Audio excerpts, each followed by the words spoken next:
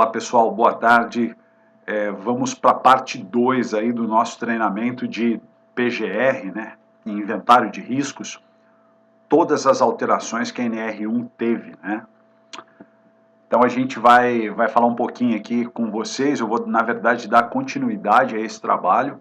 E agora, basicamente, eu vou falar um pouco do que eu já falei na parte 1 aí, só para a gente estar alinhado, um pouquinho alinhado aí, tirar algumas dúvidas no final, caso alguém tenha, tá certo? Bom, vamos lá então. Deixa eu só colocar aqui no modo de apresentação, para não termos problema. Bora lá. Aqui foi uma breve apresentação que foi feita, né, que eu geralmente gosto de fazer. Falei um pouquinho aí sobre também a evolução da NR1 no Brasil. Comentamos, fizemos algumas definições até para deixar de uma forma aí equalizada, né, o entendimento de todos os participantes, de quem assistir, sobre risco, perigo, dano. Se você tiver alguma dúvida, volte lá na parte 1, assista a parte 1, onde eu faço essa definição. Mas basicamente risco é quando você gradua, né? Você tem uma gradação. Com base em quê? Na severidade, né, e na probabilidade de um evento acontecer. E o perigo? O perigo é o que leva ao acidente e resulta num dano, tá certo? Então, basicamente, foi mais ou menos isso que nós falamos aí um pouco, né, sobre as definições. Daí eu falei sobre dano, acidente, incidente, entre outras. Depois das definições, algo extremamente interessante, a vacatio legis nada mais é do que um período em que a lei começa a ter efeito. Então, falei, são 90 dias, caso não tenha no corpo da lei, a gente utiliza 90 dias, tá ok? Falei um pouco também sobre a classificação das normas, as quais se classificam em gerais, especiais e setoriais. Norma de ordem geral, né, aquelas que geralmente decorrem de uma relação jurídica, né, e a NR01 é uma norma de classificação geral, ela é classificada como geral. O que isso significa? Significa que se ela colocar qualquer imposição técnica que seja contrária a uma norma setorial, por exemplo, uma norma setorial NR 37, né, 37, 36, se ela colocar qualquer imposição que vai contra, ela não tem força para derrubar a imposição que está dentro de uma norma setorial ou uma norma especial, tá certo? Falamos sobre os anexos, né, também eles têm aí ó, a tipologia 1, 2 e 3, legal, aqui a prevalência, né, maior prevalência, norma setorial, especial e geral por último ali, né, a norma geral é que tem menor prevalência. Então, sempre que uma norma geral for contrária a uma norma setorial ou especial, a que tem prevalência sempre é a específica, né, e a setorial. Falamos do objetivo, importante, tudo na vida tem que ter um objetivo, a NR1 não é diferente, né, tem um objetivo, então ela estabelecer disposições, e aqui ela já fala, né, disposições gerais. Ela fala um pouco sobre o campo de aplicação, né, na área de saúde e segurança do trabalho, e o GRO, e é aqui que ela vem e fala sobre o gerenciamento de riscos ocupacionais. Falei um pouquinho, né, porque ela começa, é uma norma que fala o que, onde e o porquê. Ela não fala o como você fazer, ela fala o que fazer, onde fazer e por que fazer, mas ela não fala como. E é isso que a gente faz. Geralmente as normas de ordem geral, ela não fala como fazer, tá certo? Ela te dá uma certa brecha aí. Os princípios, né? Aí eu comentei sobre o PPRA, geralmente o PPRA, eu até faço uma brincadeira, um trocadilho, onde eu coloco que o significado dele como pronto para receber e arquivar. Por quê? Porque é isso que toda empresa, na maioria, quer dizer, toda não, né? Mas grande parte das empresas fazem. Recebem o PPRA, pensam que já estão adequadas àquele tipo de legislação. Não, estou adequado à portaria 3214 NR9 e eu estou tranquilo. E não é assim. E foi por isso que começou-se aí uma nova concepção, né? A concepção do gerenciamento de riscos, né? Programa de gerenciamento de riscos. Programa tem início e não tem fim, né? Ele tem que ficar num círculo ali, tá certo? Falamos sobre o LTCAT, O LTCAT nada mais é do que um documento voltado ao departamento de INSS, a Seguridade Social. Então veja bem, o LTCAT, apesar dele ser muito similar ao PPRA, ele tem todas as informações similares à do PPRA, é um documento anexo. Ele é anexo não, separado do PPRA. Pelo amor de Deus, hein? Não vão pegar e confundir LTCAT e PPRA, é tudo a mesma coisa. Não é. LTCAT, então, é para Previdência, né? A Lei 8.213 e o PPRA NR9. Falei sobre direitos e deveres do empregador, do empregado, sobre as responsabilidades do estabelecimento, como que a gente vai fazer para montar o PGR, né? Que é onde primeiro você identifica, reconhece os riscos, avalia, aí você tem um plano de ação, e aqui é o cerne da coisa, sempre ter um plano de ação para tudo que você for fazer relacionado à saúde, segurança e meio ambiente. Ter uma gestão disso e fazer o gerenciamento, que é o GRO.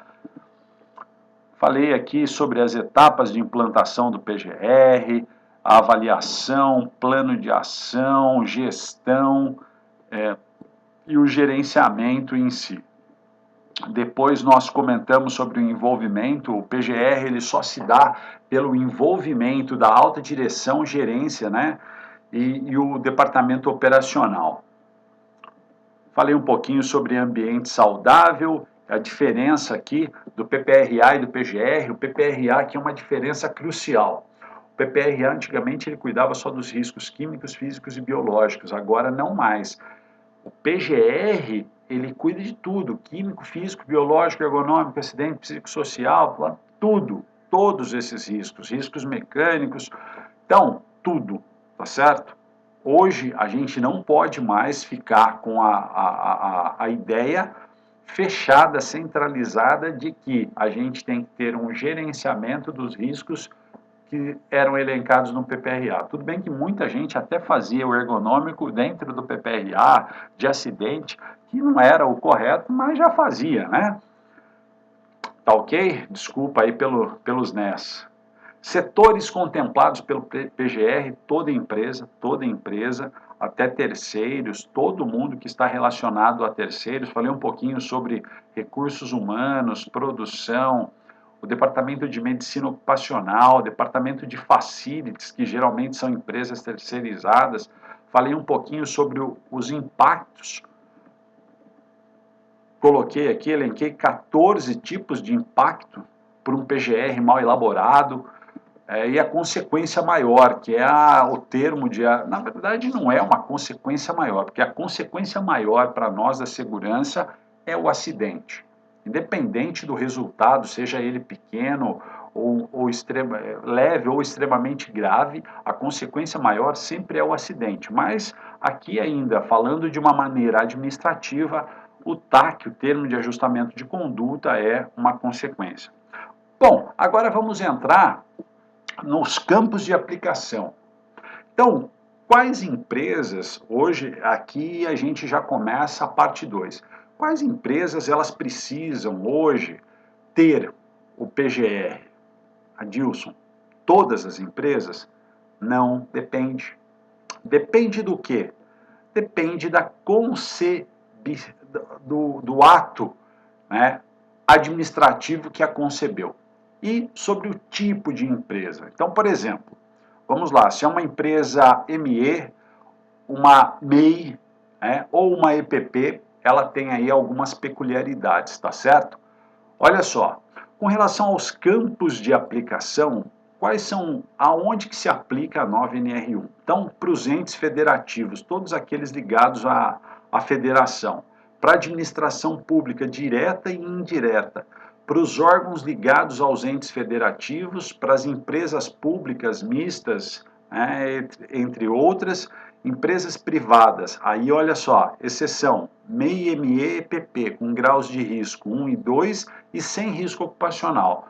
Eu tenho uma empresa lá que é uma microempresa individual, eu abro uma microempresa individual e eu consigo aí fazer com que ela não tenha risco nenhum. Eu tenho bastante, não tenho risco químico, físico e biológico. ela só tem riscos ergonômicos, psicossociais, tá? Entre outros ali, mas que são plenamente controláveis. Eu posso pegar simplesmente e não fazer o programa de gerenciamento. Por exemplo, eu tenho um escritório de contabilidade com mais de 70 funcionários, mais de 100 funcionários, e eles trabalham, né, dentro de um sistema ali, de um prédio, é um prédio de 20 andares, cada andar ali comportam vários empregados e é tudo meu. Pô, é uma empresa grande, é um escritório extremamente grande, tem um uma estrutura física muito grande, tem um grande corpo técnico, mas ela é uma microempresa, ou ela é, nesse caso aí, sei lá, uma EPP. Eu não tenho aquele faturamento, apesar de eu ter ali um baita de uma estrutura, eu não tenho um faturamento tão grande, né? E depois a gente vai aprender um pouquinho aí sobre o que diferencia uma MEI, uma ME e uma EPP. Então, para esses casos, não precisa, tá certo? Vamos lá então, o que é uma MEI? A MEI nada mais é do que uma microempresa individual. E como eu sei que a minha empresa pode ser considerada MEI? Quando ela tem o faturamento, ela tem essas especificidades aqui. Faturamento até R$81 mil por ano, o proprietário não seja sócio, administrador ou titular de outra empresa, pode contratar até um funcionário, enquadrar-se na resolução 140, né?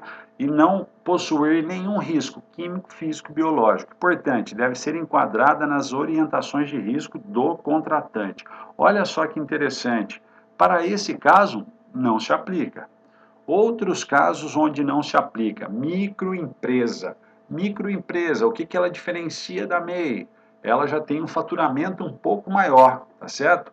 E daí a microempresa pode ser uma sociedade de empresários, pode ser uma sociedade simples, pura ou limitada, né? Muita gente vê, a maioria das empresas, as microempresas, elas tem lá, limitada aí, tá, volta mais um pouco para o direito empresarial, e então ela pode ser pura, simplesmente, uma sociedade simples, ou então uma sociedade limitada. Eireli é uma empresa individual de responsabilidade limitada, e essa responsabilidade a gente fala com relação aos patrimônios, pode ser um empresário simples, porém, mesmo item da anterior, nós temos que ter aqui agora, né, que é olhar se ela é enquadrada, se o grau de risco dela é grau de risco 1 e 2, e ela não possui risco químico, físico e biológico. Aí também não se aplica. Empresa de pequeno porte. Aí o faturamento dela já chega ali de 360 a 4 milhões, 4,8 milhões. E o mesmo esquema, grau de riscos 1 e 2 e não possui nenhum tipo de perigo, químico, físico ou biológico. Beleza, pessoal? Então, se eu tenho uma MEI, uma ME, uma EPP, e elas não se enquadram no grau de riscos 1 e 2 e não possuem, ou melhor, elas se enquadram no grau de riscos 1 e 2 e elas não possuem nenhum tipo de perigo químico, físico ou biológico, maravilha, você não se aplica a 9NR1, tá certo? A declaração de ausência, eles mandam fazer uma declaração de ausência, porém, a Secretaria do Trabalho ela não tem um documento aí, um modelo previamente aprovado. Então a gente entende que se você pegar e você fizer um documento e levar até a secretaria, seja ele na concepção que for, né, falando sobre a sua empresa, mostrando, colocando lá todos os dados, esses dados, olha, é uma empresa grau de risco 1, ela não tem, então não vai ter problema. Gente, o Ministério do Trabalho só vai pegar no pé, geralmente, das empresas que têm a necessidade de NR1. Então, com isso daqui, a gente não precisa nem perder muito tempo, a gente não precisa ficar tão preocupado. Falei um pouquinho, vamos falar um pouquinho sobre competência fiscalizatória. Tem lá o item 1.3.2, né, que fala sobre a competência para a subsecretaria aí de inspeção do trabalho.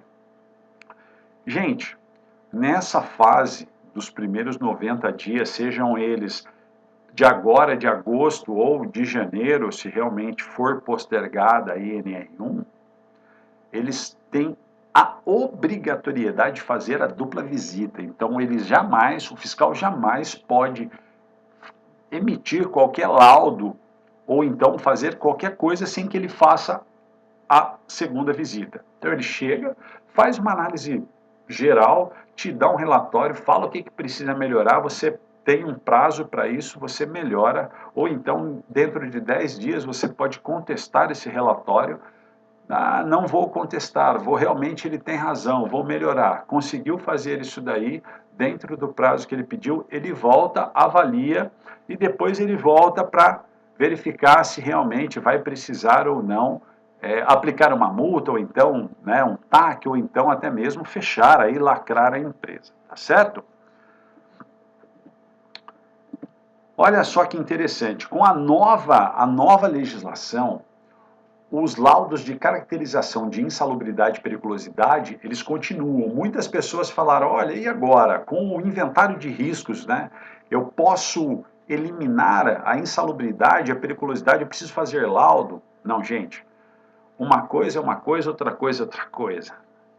O laudo de caracterização de insalubridade e periculosidade, ele continua.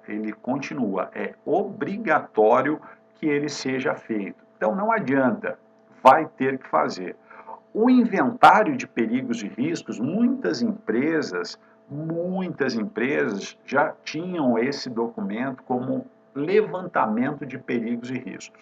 Hoje, o que foi feito? Com a nova NR1 foi dado o nome de inventário, tá certo? Inventário de perigos e riscos. Então, gente, o laudo é algo externo ao inventário e ele tem que ser realizado. Ah, eu tenho uma atividade, ela é insalubre ou ela é periculosa, eu só vou saber mediante laudo de caracterização, tá ok? Maravilha, olha que interessante, agora na nova NR1 tem um item, no item 1.7, 1.76, salvo engano, a linha C, ela fala sobre os treinamentos, e nesse item específico, nessa linha em específico, ela fala sobre convalidação. Prestem atenção na hora que eu falar sobre convalidação. Beleza? Combinado? Então vamos lá, olha o que muda. Os treinamentos, agora a gente vai precisar, fiquem atentos a isso, a gente vai precisar que eles sejam específicos entre o risco existente e o local de trabalho. E como que foi feito o treinamento? Porque antigamente, por exemplo, você trabalhava na empresa A e era contratado pela empresa B.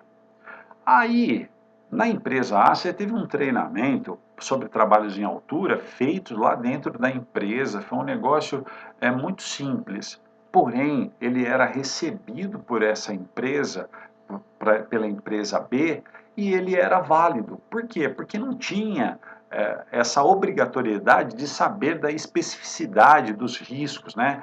Olha, o meu risco, o risco no qual o funcionário foi treinado é exatamente o que eu tenho aqui dentro da minha empresa? Isso daí não tinha. Na outra NR nós não tínhamos. Agora nós temos um campo específico. Então, se você tem um funcionário que foi recentemente contratado ou é um prestador de serviço e ele traz um certificado, ele tem que ser convalidado. No caso de prestador de serviço, tem que ser convalidado por um engenheiro de segurança do trabalho desse prestador de serviço. No caso de funcionário direto seu, tem que ser um engenheiro de segurança que convalide, fale, não, olha, os riscos que ele foi treinado são iguais ao que eu tenho aqui na empresa, tá certo? Porque trabalho em altura, gente, por mais que seja feito, sempre é diferente. E o ideal é que os treinamentos sejam em company. Eu gosto muito disso, porque com o treinamento em company, dentro da empresa, você consegue mostrar para o responsável que está treinando a equipe os riscos do dia a dia, os riscos aos quais aquele funcionário vai estar exposto. Então, muita atenção para esse item. Treinamentos genéricos deverão possuir a convalidação. Olha o que eu falei, convalidação. Gente, 2 anos de validade, ok? Então, bora lá. Tem uma empresa A e uma empresa B. Na empresa A, ele foi treinado, né, tinha um segmento lá, eletrônicos, sei lá. E daí ele veio para a empresa B, para a minha empresa. E na minha empresa também é de ramos eletrônicos e é o mesmo trabalho que é feito lá. O que eu posso fazer? O meu engenheiro de segurança no trabalho, ele convalida, fala, não, esse treinamento ele é válido sim. Então tem que ser emitido um novo certificado pela empresa B, pela minha empresa, falando que aquele treinamento é válido.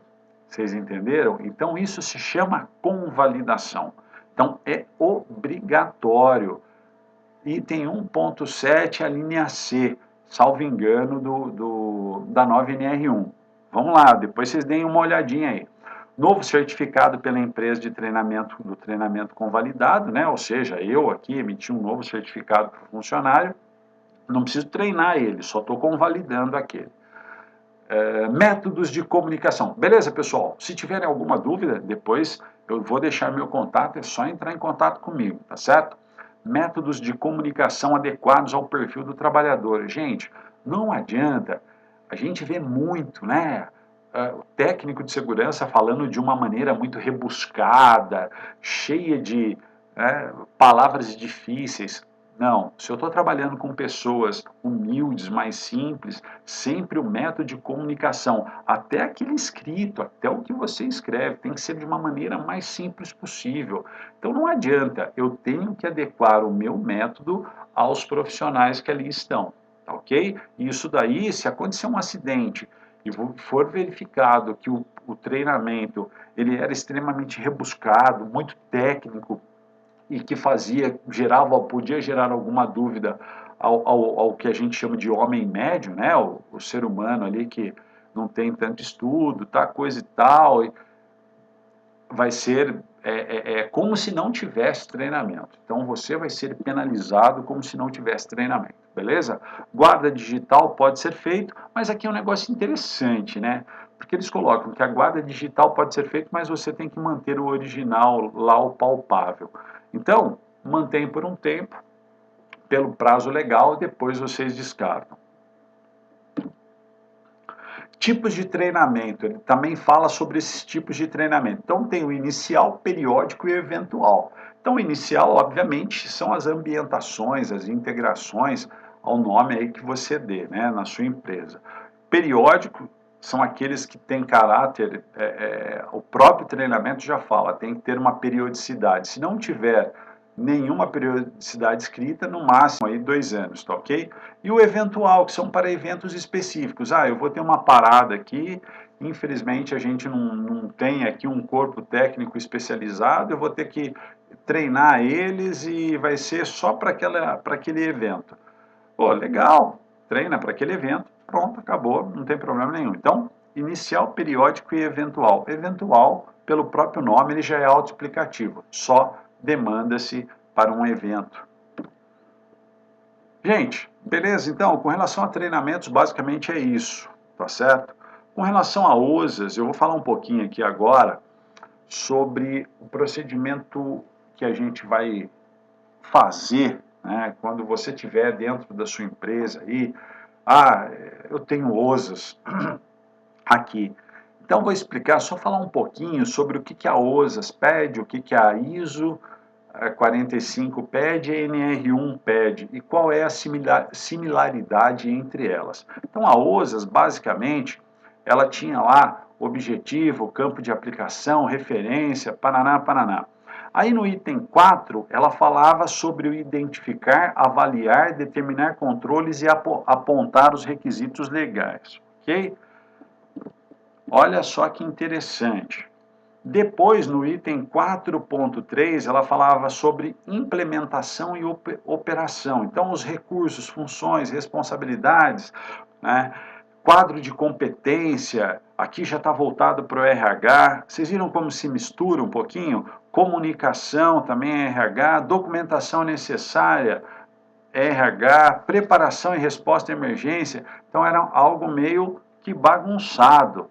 Depois, por último, verificação e controle, monitoração e medição, avaliação, investigação, controle de registros, auditoria interna e análise crítica pela direção. Olha que interessante, a OSAS, ela era voltada extremamente para quê? Para procedimentos. Ela era extremamente voltada para procedimentos. Diferente da NR1, e da ISO 45, que é ISO 45 e NR1 não são voltadas para procedimento, mas sim para processos. Qual é a diferença? De procedimento e processo. Processo, ele tem início, meio e fim, ok? E geralmente ele faz uma transformação em algo. O procedimento é o que explica como vai ser feito aquele processo.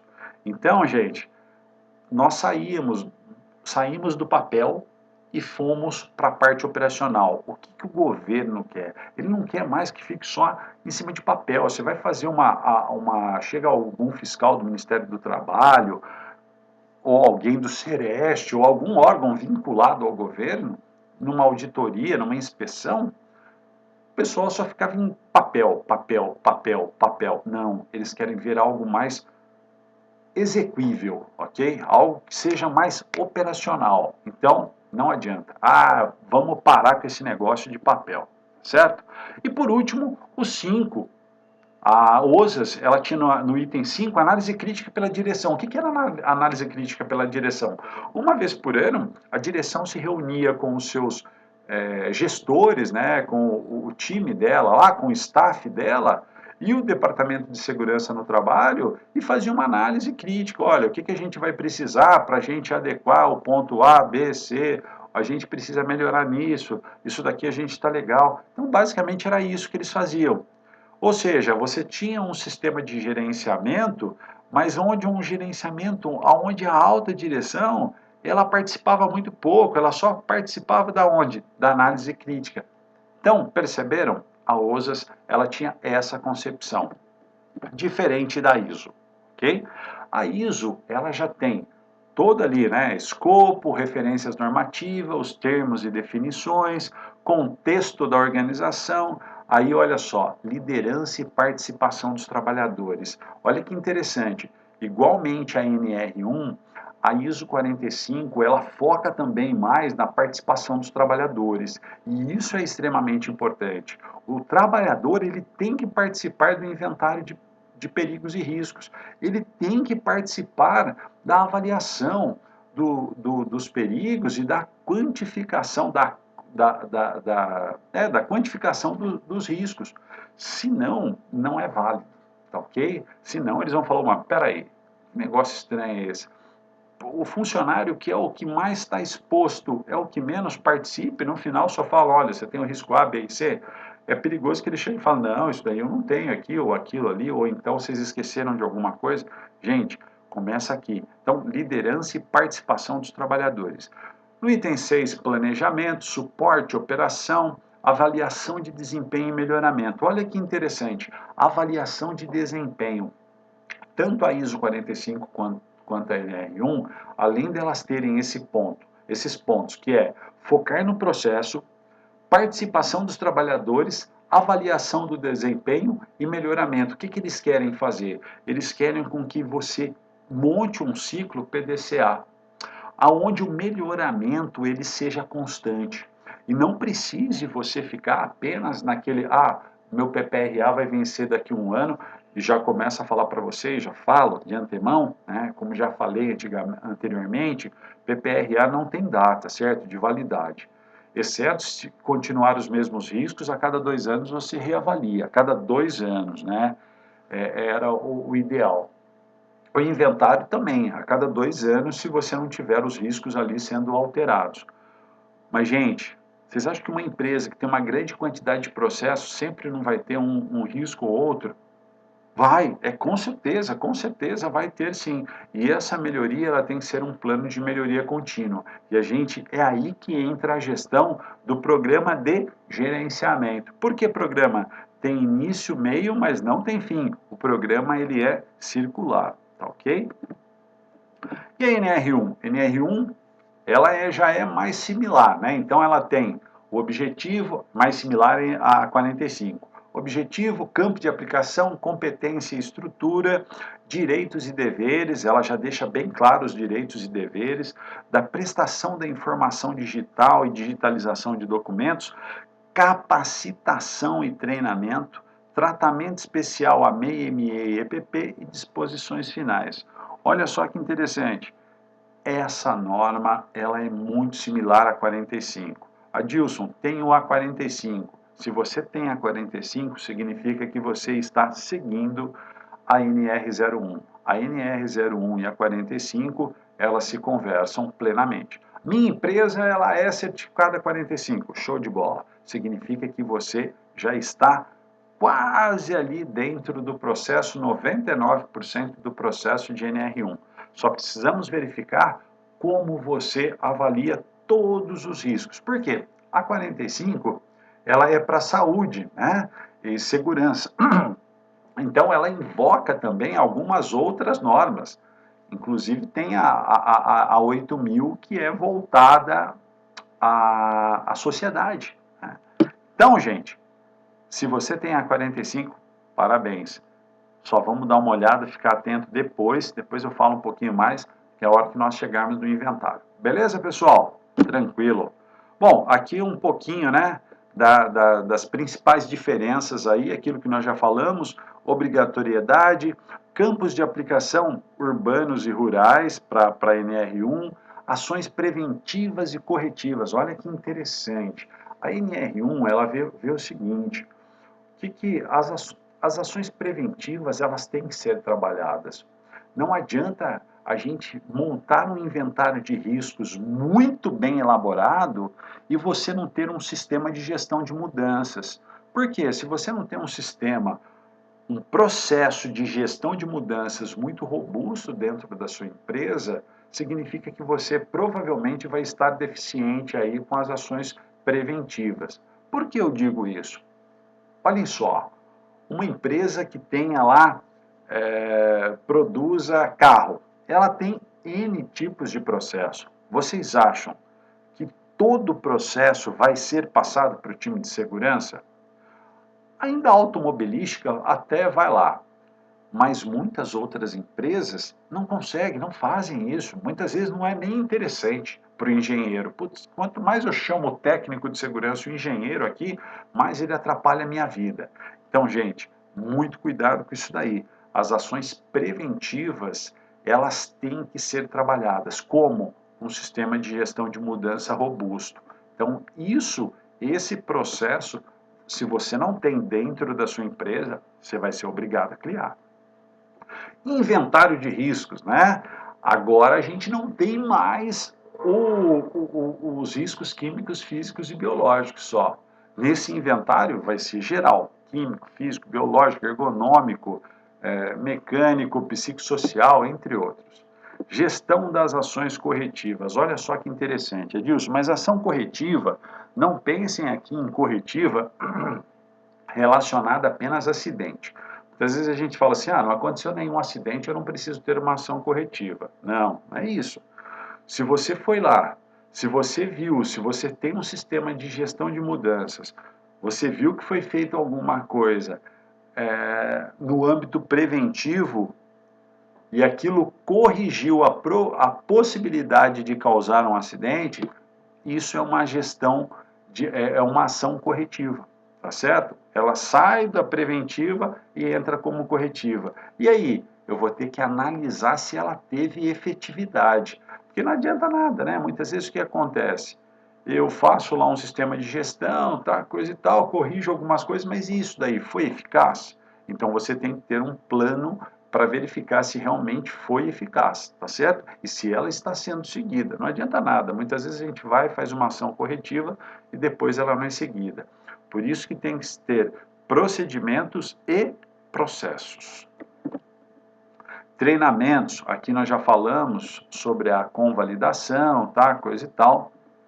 Prestadores de serviço, muita atenção, prestadores de serviço sempre trazem muitas vezes um risco, não levem, se você é prestador de serviço, não leve a mal, mas eu já fui prestador de serviço e a gente sempre sabe que nós somos enxergados com maus olhos. Por quê? Porque o prestador de serviço, muitas vezes, ele vai lá, ele faz uma catação de funcionário, um dia o funcionário trabalha aqui, outro dia o funcionário trabalha na empresa, na outra, numa outra, e ele fica pulando de galho em galho. Então, gente, muito cuidado. O prestador de serviço, ele tem que seguir todas a normativa de dentro da sua empresa. Importante, os riscos inerentes ao seu processo, se você tiver um prestador de serviço, ele vai ter que fazer o inventário de riscos dele com os seus riscos. Então, isso daí gera algo do PPRA, né? Só que muitas empresas não faziam. Então, eu não queria fornecer porque meu ruído era mais alto, tá, coisa e tal. Então, eu estava fora e eu não queria fornecer.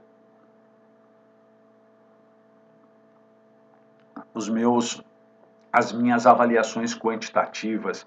Gente, não tem isso. É obrigatório você fornecer todas as suas avaliações ao prestador de serviço, tá ok? Participação efetiva dos empregados no levantamento. Gente, isso não tem que se falar. O operador é ele que sabe, é ele que está no dia a dia, é ele que tem a rotina. Então ele tem que passar para você, ele tem que estar no processo ali de levantamento de perigos e riscos. É ele que vai te passar se realmente aquilo que você está falando é verdade ou não. Tá ok? Porque muitas vezes você vai colocando o que o engenheiro está falando, só que no dia a dia, muitas vezes não é o que acontece. Então é o operador que vai chegar lá e vai falar assim: não, seu engenheiro, aqui a gente faz assim e assim assado. Então é extremamente importante a participação aí dos empregados. Quando eu falo empregados, é o operador ali, né, o que está exposto ao risco. Recusa justificada do trabalho, nós não tínhamos. Nós tínhamos na CLT, na Constituição Federal, mas não tínhamos dentro da NR1. Agora a gente vai ter. Procedimento, OSAS focado em procedimento, ISO e NR1 focados em processo. Digitalização, mas manter o físico, aquilo que eu já falei. E estrutura de alto nível, olha só, né? É o High Level Structure. Então, prestem atenção. Quando a gente fala numa estrutura de alto nível, significa o quê? Que desde o cargo máximo da empresa, seja ele o Plant Manager ou General Manager que fica na sua empresa, quem é o cargo mais alto que responde pela segurança no trabalho? Esse camarada, ele não tem que participar só de uma reunião lá para verificar como que tá, olha, vamos, né, verificar se está tudo certo, o que, que eu preciso investir. Não, ele tem que participar efetivamente, ele tem que saber, nas reuniões trimestrais, não sei como que é na sua empresa, mas nas reuniões trimestrais do staff, ou semestral, ou mensal, né, geralmente é mensal ou trimestral, reunião de staff, ele tem que ter um item lá só falando sobre saúde, segurança e meio ambiente. E ele tem que saber o que está acontecendo, ele tem que estar sabendo se ele precisa investir mais ou se ele está legal, está adequado. Então não adianta, a estrutura de alto nível é a participação contínua da alta direção junto a um processo de saúde, segurança e meio ambiente. Não é mais só deixar lá para uma reunião única onde ele vai saber se realmente ele precisa, tá, coisa e tal, e, e é isso aí, beleza? Basicamente, as principais mudanças aí são essas. Olha só que interessante, né? O que mais impacta na vida do empregador? Gente, dinheiro. Não tem essa, né? Dinheiro. Dinheiro é o que mais impacta na vida do empregador. Se você perguntar para ele, o que te dá mais problema dentro de uma empresa, que te dá mais dor de cabeça dentro da sua empresa? É óbvio que ele vai falar, é a folha de pagamento, são os meus impostos, são os aluguéis que eu tenho que pagar, entre outros. Créditos, ele já pensa nos créditos, nos credores, ele pensa nos prestadores de serviço e lá no final ele vai pensar em saúde ocupacional. Ah, Dilson, pô, não, aqui na nossa empresa é diferente, aqui a gente tem um programa de saúde extremamente importante. Gente, não é. Infelizmente, ainda a gente tem uma concepção de pensamento voltado a isso que eu estou falando para vocês. Então, gente, essa, como dizer, eu não posso nem falar interação, mas esse comprometimento da alta direção, do sistema de gestão, do dono da empresa que você trabalha para com a saúde e segurança, ele tem que ser demonstrado nos processos, em todas as fases aí do processo. E olha só que interessante, a política de saúde, segurança e meio ambiente, é algo que muitas empresas não possuem, que muitas vezes não usam. Aquilo ali é uma carta de compromisso dele. Então, tenha uma política de segurança e saúde muito bem elaborada. Procure ter uma política, saber se a sua política realmente ela é boa. Ah, a minha empresa é pequena, eu não tenho uma política. Escreva uma política, peça que o seu diretor assine, tá bom? Essa é uma dica aí para vocês.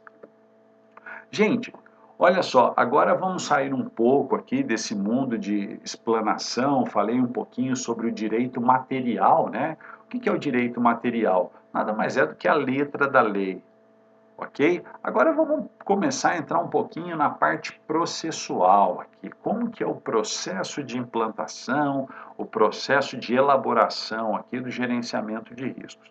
Então, o gerenciamento de riscos, vamos supor, eu posso fazer ele de 3 aí, ou até mais, você pode até verificar o que é melhor para a sua empresa.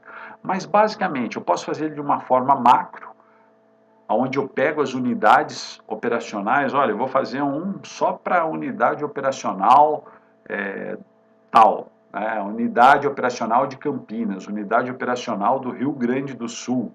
Não, eu vou fazer de forma micro, vou fazer ele por setores e áreas. Não, eu quero fazer de forma específica, eu quero fazer por processo. Isso daí é cada um define do jeito que quer fazer, tá certo? Geralmente vai muito da política da empresa lá. Não, a nossa empresa ela faz o levantamento de perigos e riscos por unidade operacional. Não, a gente faz por setores. Cada setor é responsável pelo seu levantamento, obviamente, tudo coordenado pela segurança. Não, cada processo, cada engenheiro de processo é responsável pelo seu levantamento junto à segurança do trabalho, sem problema nenhum. Cada um de vocês, cada empresa, avalia o melhor método, tá ok? Olha só, passo a passo para a construção, então. Então vamos começar a falar um pouquinho sobre a construção do PGR. O que contempla o PGR? Gente, a primeira coisa é você ter uma política de saúde, segurança e meio ambiente. É aquilo que eu falei, a política nada mais é do que uma carta de compromisso ali. É o elo de ligação entre a alta direção e a segurança do trabalho e a comunidade. Eu tive um caso que nós tínhamos um caso complexo de ruído e que eu não dei tanta atenção por ele estar num local meio afastado. Mas não me atentei que ao lado nós tínhamos uma fazenda e nessa fazenda tinham cavalos de alto valor monetário, lá uns cavalos bem caros, né, que eram cavalos voltados para o hipismo, e era um produtor de cavalos. E olha só, montamos um gerador, o gerador começou a atrapalhar os cavalos. O que eu fiz? Usei a política de segurança para solicitar junto à alta direção um dinheiro para eu consertar o meu gerador. Por quê? Porque lá na política falava que não só que ela garantiria não só o bem-estar físico, psíquico e social, né, dos meus operadores, dos nossos trabalhadores, mas também da comunidade circunvizinha. Então, gente, política de saúde, segurança e meio ambiente, beleza? Isso daqui é fundamental. Apoio da alta direção, não preciso nem falar, né? Se não tiver, infelizmente não tem como. Engajamento dos colaboradores. Olha que interessante, muitas vezes os colaboradores, eles têm um ritmo frenético e eles acabam no dia a dia deles criando alguns macetes, algumas coisas para quê? Para eles aumentarem aí o rate deles, que a gente chama de rate de produtividade deles, eles acabam mostrando ali alguma artimanha para quê? Para aumentar a produtividade. E muitas vezes eles não querem se engajar com a segurança porque eles sabem que se eles se engajam com a segurança, isso daí vai ser descoberto e, por consequência, eles vão perder um pouco de produtividade. E isso é extremamente ruim. Por quê? Porque quanto mais se ganha produtividade sem uma análise devida, o risco de um acidente é muito maior. Aperfeiçoamento das técnicas de produção, isso é importantíssimo. Nós tínhamos um exemplo, a empresa que eu trabalhava, nós tínhamos uma técnica lá que era, o camarada ia fazer um teste nos equipamentos, ele levantava e soltava lá, tá, coisa e tal, tinha um problema de ergonomia. Fomos lá, desenvolvemos um equipamento, que esse equipamento, ele subia o produto que ele lançava lá e o funcionário não precisava mais ficar baixando para pegar. Olha só que interessante, pô, eu tive a segurança do trabalho em conjunto com a engenharia, buscando o aperfeiçoamento de técnicas de produção. E isso é fantástico.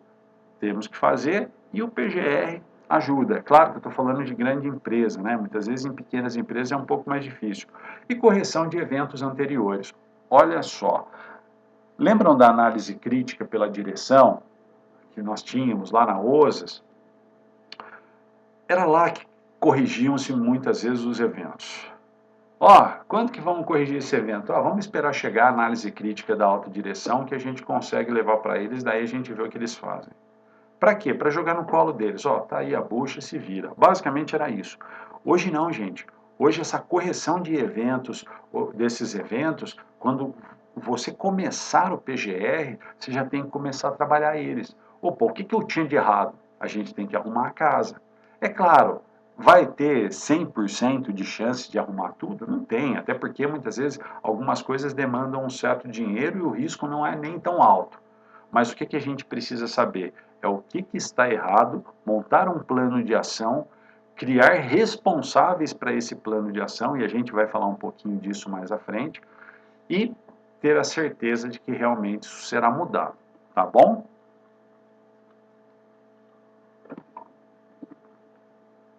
Então vamos lá agora, mãos à obra. Olha só, eu tenho aqui a primeira parte da nossa identificação de perigos, avaliação dos riscos e medidas de controle da 9NR1, eu coloquei alguns itens, né, dos quais eu elenco aqui para vocês. Então, tem lá, o primeiro é o número, o item, depois área, setor, posto, tarefa, tipicidade, perigo da tarefa, tipo de perigo e possíveis consequências. Vou falar um a um para vocês. Olha só, o item. O item nada mais é do que uma sequência. Ela pode ser numérica, alfanumérica, alfabética, do jeito que vocês quiserem. O que é importante? O importante é isso ter uma sequência. Então eu fiz um eu fiz um inventário de riscos, ele vai do risco 1 até o 10. Eu tenho 10 processos e cada processo tem um risco identificado.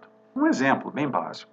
Gente, amanhã ou depois, se eu tiver um plano de ação, eu tenho que saber que esse plano de ação ele está elencado ao item número 5, ok? Do meu inventário de riscos. Ao item número 10. Ao item letra A, ao item letra B. Então, gente, isso é extremamente importante.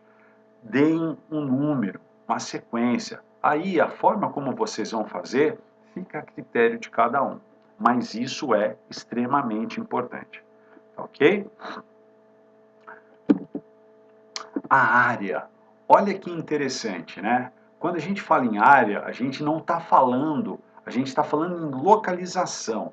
Você pode dizer, Dilson, eu quero escrever localização.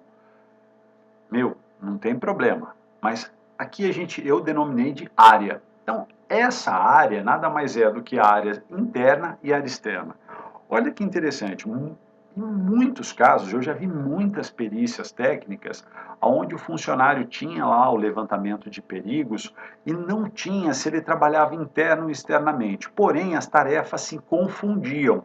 Só que as tarefas externas, quem fazia as tarefas externas, é que realmente tinha um adicional de periculosidade. Por quê? Porque ficavam próximo à bacia de contenção de uma área de químicos. Um exemplo, só que no PPRA, no antigo PPRA, isso não tinha. Dentro de área não estava escrito se era interna ou externa. O que significa? A hora que você entregava o PPRA para um perito, independente de ser interno ou externo, ele entendia pelo laudo de caracterização de periculosidade que aquele funcionário também ia para a área externa. E na verdade ele não ia, ele ficava só internamente. Então, gente, área, se é interna ou externa, isso é extremamente importante. Muitas vezes Nesses casos, um exemplo desse que eu dei, que é interna, não tem a periculosidade, a externa tem, porém os cargos se confundem, tem o mesmo cargo que faz tarefas similares, gente, é impressionante. Só essa classificação já ajuda muito, tá ok? O departamento jurídico da sua empresa vai amar. Se você fizer isso daí, eles vão amar, tá certo? O setor é a localização onde o empregado realiza as suas tarefas de forma habitual, temporária, intermitente ou esporádica. Não importa. Então eu tenho lá um setor, o funcionário vem aqui uma vez no mês só. Ah, eu preciso colocar? Precisa. Ok? Eu preciso analisar as tarefas aqui? Preciso. Tá certo? Então, analisem o setor, independente de ser temporário, intermitente ou esporádico. Tá certo? Posto. O posto é a localização exata. É o local onde o funcionário executa as suas atividades. Então, eu tenho lá um setor de produção, eu classifico ele como área fabril. Eu tenho os postos A, B, C, D e E, ok?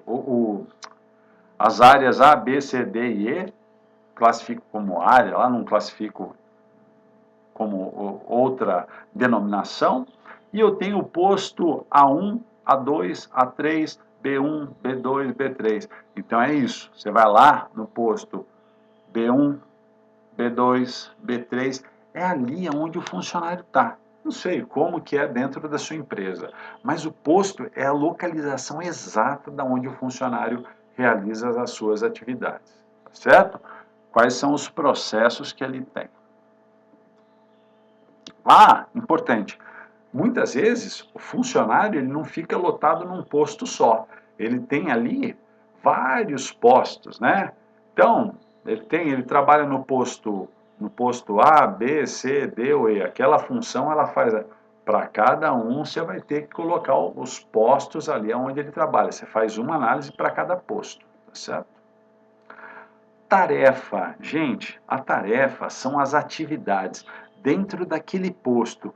Quais são as tarefas, né, que eu tenho ali? O que o funcionário ele realiza? O que o empregado realiza ali? Ah, ele monta partes, ele encaixa, ele manipula ele opera uma máquina, ele opera um robô, alguma coisa desse tipo. Isso é a tarefa dele. Tem que ser minuciosamente detalhada.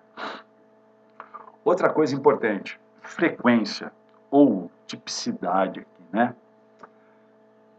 Gente, a tipicidade está relacionada aqui à rotina da tarefa. Como que eu faço isso? Então, aquilo que eu faço é rotineiro ou é não rotineiro? Ok? Qual que é a atividade? Ah, é rotineira. Então, ela é contínua, né? Ah, é não rotineira. Nossa, esporadicamente eu faço. Gente, atenção, coloque que é não rotineira, certo? Até porque, né, esses itens aí, eles aqui, eu já até deixei aqui embaixo, eles estão diretamente ligados com os treinamentos. Muitas vezes você tem uma atividade que ela é não rotineira, mas o treinamento fala que tem que ser para cada 3 meses. Mas e aí, eu faço uma vez por ano só, a cada 3 meses eu tenho que ficar sendo treinado? Então, até para eu rever os meus procedimentos. Perigo da atividade. Olha aí a gente já começa, opa, né? Quais são os perigos da minha atividade? Ah, eu tenho um perigo químico, tenho um perigo, sei lá, físico, ok? Ah, tenho perigo físico, ruído, calor. Gente, não sei, aí atividade por atividade.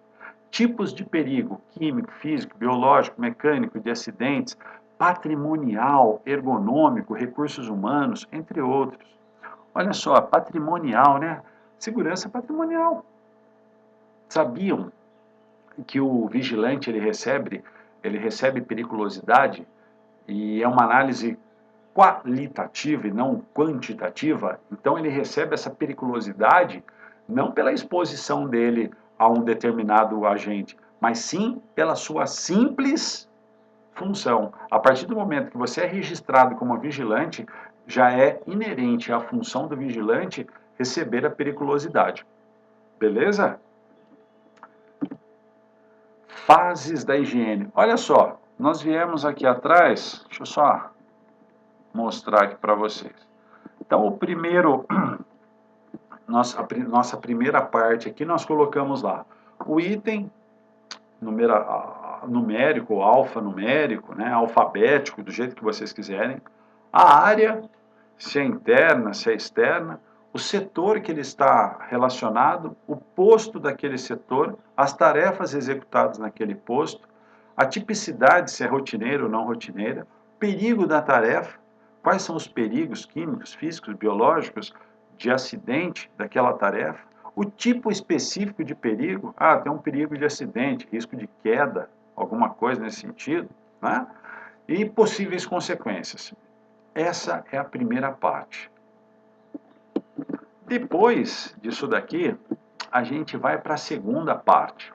E a segunda parte a gente já entra na fase da higiene ocupacional. E quais são as 5 medidas, quais são as 5 fases da higiene ocupacional? A primeira é tentar eliminar o risco.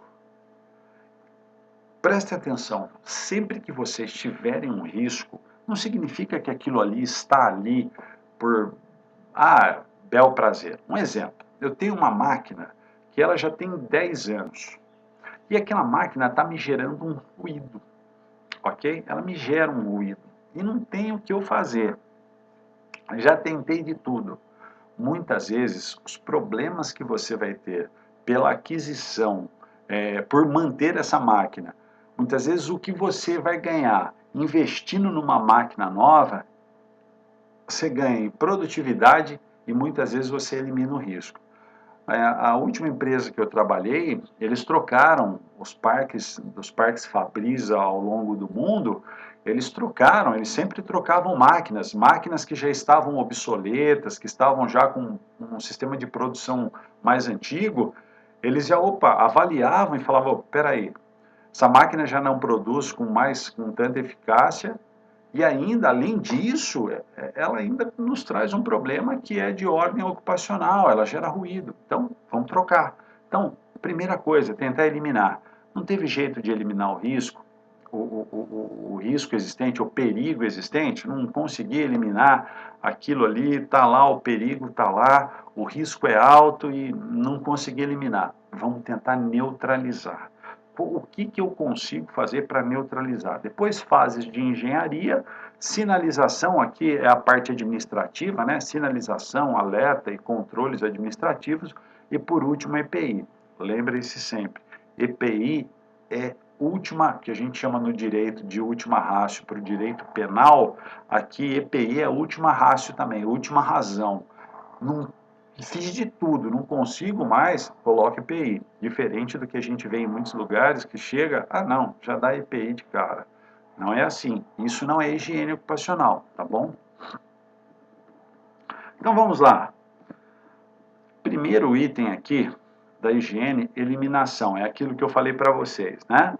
Depois, neutralização. Tentar neutralizar, tá, coisa e tal. Eu já expliquei antes de ir passando. O controle. Olha só que interessante, controle de engenharia. Quando a gente tem uma empresa que tem um departamento de engenharia sério, eles vão conseguir auxiliar o departamento de segurança do trabalho de uma forma extremamente eficiente. Eles vão chegar e falar, opa, peraí, a gente tem que trabalhar, porque tudo aquilo que a gente fizer que gerar algum problema vai voltar para a gente. Então, os controles de engenharia são extremamente importantes, ok? Então, aqui, ó, um exemplo, NR12, a gente vê muito, né? NR12 é um negócio que pega muito. Muitos acidentes de extrema gravidade, que geram perda de membros, amputações, esmagamentos. Gente, se você não tiver um departamento de engenharia que trabalhe em conjunto com o departamento de segurança, você vai ter problemas para o resto da sua vida. Legal? Então, engenharia e segurança andam de mão dadas aqui. Sinalização e alertas. Olha, já fiz, tá, coisa e tal, além de tudo que eu fiz, ainda eu tenho treinamentos específicos, tenho treinamentos on the job, né? Então, o que é o treinamento on the job? É aquele no posto de trabalho. Acesso controlado. Eu tenho um local que eu tenho radiação ionizante, eu tenho lá raio-x, tá certo? Meu acesso é controlado, somente as pessoas que fazem o uso do raio-x que entram lá. Rotação de atividades. Muitas vezes eu tenho problemas ergonômicos, então o que eu faço? Eu faço a rotação ali, né, das atividades. Então eu trabalho num posto A, no outro dia, no mesmo dia, eu trabalho no posto A, B, C e D. Então a gente consegue, né, os funcionários vão rodiziando ali as tarefas, rotacionando.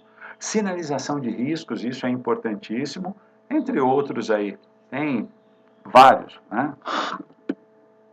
E por último, EPI. Não teve jeito. Não teve jeito, a gente vai ter que dar o EPI. Olha só que interessante. O equipamento de proteção individual, em muitos casos, ele é a sua salvação. Só que se você tiver uma doença ocupacional ou não ocasionada por EPI, por ruído, por ruído, o EPI, ele não passa de obrigação. Você tem que fornecer o EPI. Porque amanhã ou depois, você mesmo fornecendo o EPI para ruído, você não vai conseguir tirar a aposentadoria especial do funcionário. Por quê? Entende-se que, mesmo utilizando o EPI, esse funcionário, a gente não consegue, as ondas magnéticas, aí, sensoriais, elas estão muito além do que a tecnologia desenvolvida para o EPI, no caso lá os protetores de inserção, para você atenuar. Mas eu atenuo, não importa. Então, bastante cuidado. Quando fala em ruído, é algo complexo, é algo extremamente que a gente tem que ter bastante cuidado. Eu não vou entrar nesse detalhe, até porque eu não sou nenhum mestre em ruído, não conheço muito de ruído.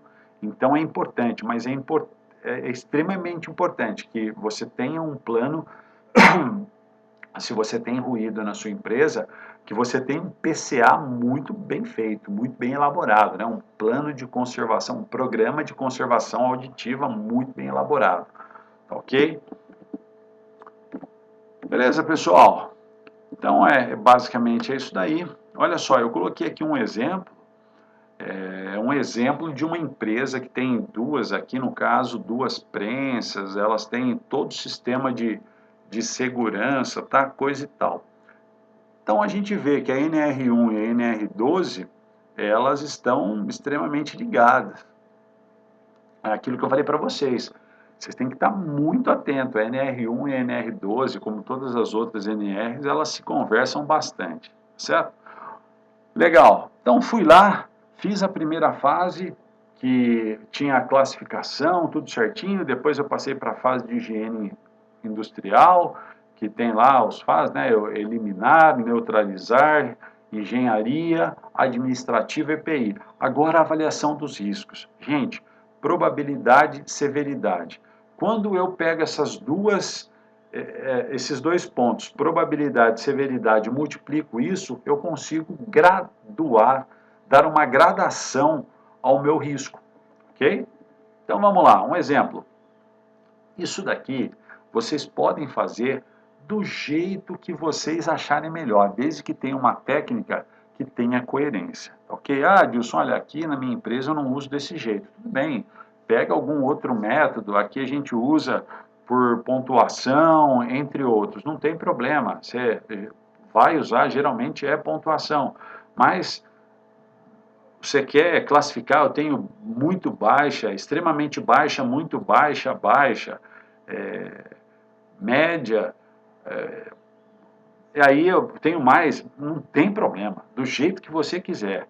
Eu sempre graduei dessa forma, em probabilidade muito baixa, baixa, média, alta e muito alta. Então, muito baixa, não há possibilidade de ocorrer, porém não é desprezível, ok?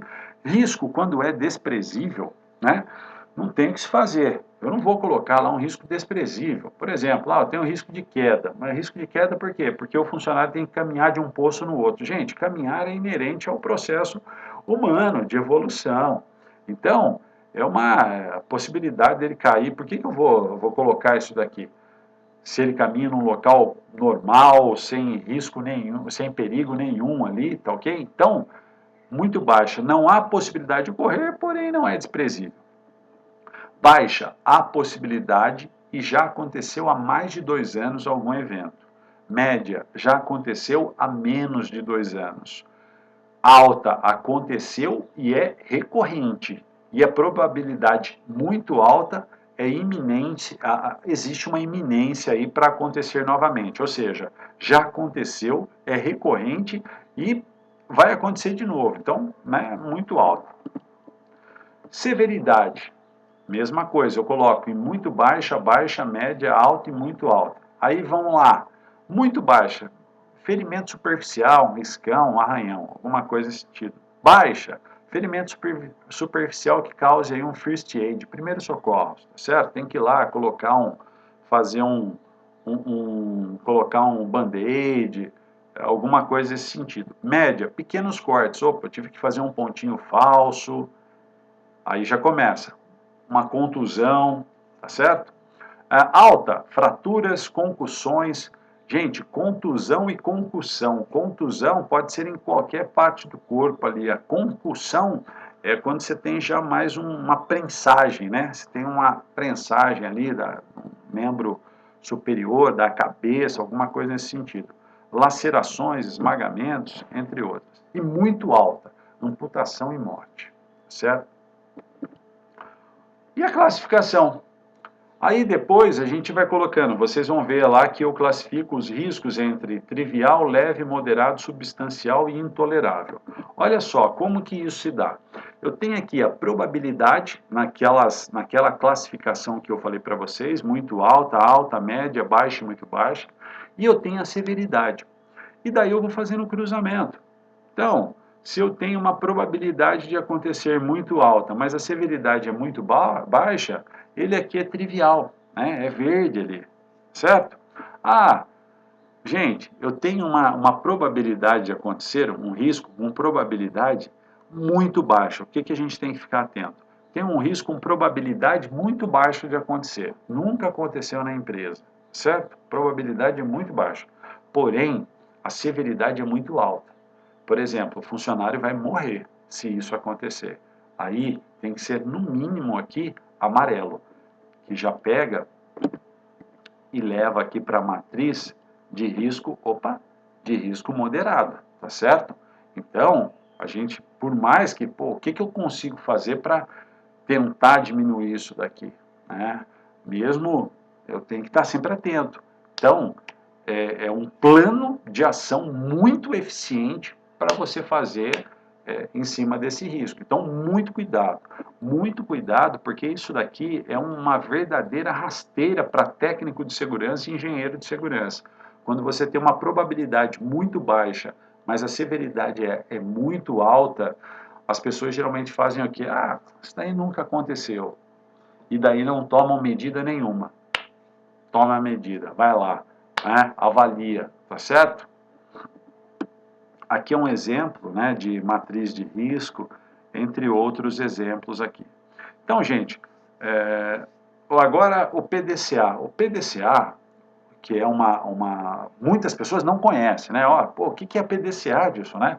PDCA é uma sigla em inglês de uma ferramenta na qual ela tem a seguinte denominação: Plan, Do, Check, Action. Então, P, Plan, planejar, Do, fazer, check, né? Checar e action, agir. Então, gente, por ser um programa PDCA, por ser um programa PDCA, ele sempre tem que ter o quê? Ele tem que ser um círculo. E ele tem que ficar ali, você tem que ficar girando ele. Então, a sua matriz de treinamento, olha, eu tenho sua matriz de perigos e riscos, o inventário de perigos e riscos, ele tem que ter lá um grau de responsabilidade. Opa, se eu tiver um risco moderado, quem que vai ser o responsável por avaliar aquilo lá? Quem que é o responsável? Ah, não coloquem outra coisa importante. Não deixa técnico de segurança e engenheiro de segurança responsável por risco. O dono do risco é o dono da área, tá certo? É o supervisor, é o engenheiro, é o gerente, ele que é o dono do risco. tá ok? Isso daí sim é um plano, né, um programa de gestão de riscos. E, e é esse o objetivo nosso. Quando o técnico cuida, aí você não tem gestão de risco, porque o técnico, né, o que o técnico tem de autonomia? O técnico aprova o orçamento? Jamais, dificilmente. Então, gente, a obrigação é deles. Quanto maior o tempo, quando você faz essa roda girar, né? Quanto mais você gira o ciclo PDCA, maior é o seu nível de segurança. Então aqui, isso daqui mostra exatamente, né? A gente tem um nível ali, quanto mais você vai girando ele, maior é o nível de segurança lá que você consegue dentro da sua empresa. Adilson, olha, eu tenho aqui uma filosofia de segurança. Gente, filosofia, desculpa, viu, mas filosofia muitas vezes não leva a nada, né? Ah, legal. Você tem a filosofia, você implanta isso. Essa filosofia, ela está na cabeça, está incutida na cabeça do corpo diretivo da empresa. Ah, está, legal. Beleza? Né? Por quê? Então eu faço girar o ciclo PDCA e isso daqui é algo que já está dentro aqui da cabeça da alta direção. Beleza. Caso contrário, meu amigo, não vai. Tá bom? Ferramentas da qualidade, a gente tem lá, né, também o 8D. Muitas vezes aqui, como que eu vou? Aqui a gente já entra no plano de ação. Então, eu fiz tudo aquilo lá e fiz a avaliação de riscos, tá? Fiz o levantamento, tudo certinho, não teve jeito. Fui lá, fiz uma análise quantitativa e deu que eu tinha algum um risco de ruído acima de 85 decibéis. Opa, vamos elaborar um plano para a resolução desse problema, né? Então você monta uma equipe ali para construir, essa daqui é uma ferramenta, chama 8D, não vou entrar em muitos detalhes, mas por que 8D? São as 8 disciplinas. Então, nessas 8 disciplinas você consegue desenvolver várias ações para minimizar, neutralizar ou até mesmo, muitas vezes, eliminar esse risco. Ok? O Five Whys, né? Matriz de Gucci. Gente, não vou entrar muito em detalhes aqui, porque senão a gente fica batendo, chovendo e molhado aí, não é o nosso objetivo. Então, só para finalizar aqui com vocês, é o seguinte: o novo programa de gerenciamento de riscos não é simplesmente um documento, mas sim uma filosofia integrada de saúde, segurança e meio ambiente. Quando eu tenho isso daí integrado na empresa, né, eu tenho a segurança, ela está integrada no corpo diretivo da empresa, eu tenho todos os processos e procedimentos devidamente interagindo com segurança, saúde e meio ambiente, aí sim eu tenho um programa de gestão. Muitas vezes você não precisa nem escrever um programa de saúde, um PGR, não existe. Na minha empresa, eu trabalho numa empresa que é uma multinacional. Ela não precisa nem escrever o PGR. Tudo que ela faz já contempla o PGR. Não é assim? Não é assim que funciona numa grande empresa? Muitas vezes, olha, eu tenho lá o departamento de RH, ele tem um time que cuida só de SA 8000, de ISO 8001, ok? Ah, eu tenho um time de qualidade que cuida só das ferramentas da qualidade também, que auxiliam a segurança no trabalho, inclusive auxiliam no sistema de gestão de segurança com as ferramentas da qualidade. Eu tenho um time só de saúde, segurança e meio ambiente que coordena todas as avaliações de risco. Então, gente, é um sistema vivo, ok? É um sistema vivo ali. Isso tudo é um programa de gerenciamento. Eu não tenho um único procedimento. Então, se você chegar na sua empresa e falar assim, eu vou escrever um procedimento de gestão de mudanças, isso não existe. Okay? Não, de gestão de mudanças, gerenciamento de... Isso não existe, não precisa. Você não precisa escrever um programa de gerenciamento. Escreva pequenos programas e analise seus riscos embasado no inventário de riscos. O inventário eu já dei a dica ali para vocês como vocês vão fazendo, ok? Monta uma planilha, na minha empresa eu não tenho um sistema, seja lá ele Nexo, SAP, sei lá qual for que controle. Meu, faça no Excel, tá certo? Pessoal, basicamente é isso. O que eu tinha para passar para vocês. Espero que eu tenha ajudado um pouquinho, tenha aberto um pouco a mente de vocês, mostrado um pouquinho. E eu espero que, caso tenham mais alguma dúvida, vocês possam entrar em contato comigo. Eu trabalhei muito tempo na área técnica, né? Sou técnico em segurança no trabalho e agora trabalho na área jurídica. Então, fiquem à vontade para manda lá os comentários, faça uns comentários no vídeo aí, pergunte, eu responderei com o maior prazer do mundo, tá certo? Um forte abraço para todos e eu espero que eu tenha ajudado. Muito obrigado.